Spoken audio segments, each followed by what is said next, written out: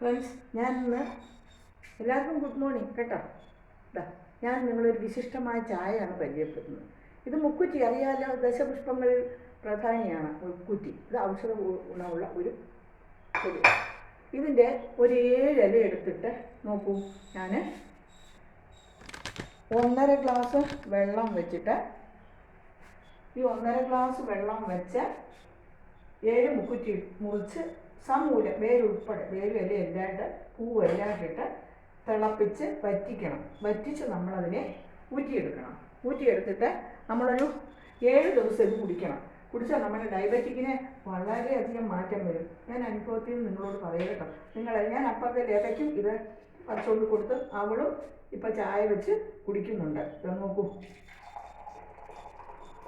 ഒരു രുചികേടുമില്ല, നല്ലതായത് കേട്ടോ. Diabetic ഉള്ളവരെല്ലാവരും please ദയവായിട്ട് ഈ മുക്കുറ്റി കിട്ടുകയാണെങ്കിൽ അത് ഈ ചായ ഉണ്ടാക്കി എല്ലാവരും കുടിക്കണേ. Thank you so much. എല്ലാവരും ഇത് കുടിക്കണം കേട്ടോ. ഇതൊക്കെയല്ലേ നമുക്കറിയാവുന്ന ഒരു കാര്യം, നമ്മൾ മറ്റുള്ളവർക്കും പറഞ്ഞു കൊടുക്കുക, അത്രയല്ലേ ഉള്ളൂ. അപ്പോൾ എല്ലാവർക്കും ഒരു സുപ്രഭാതം സുദിനം നേർന്നുകൊണ്ട് നിങ്ങളുടെ സരസ്വതി ടീച്ചർ.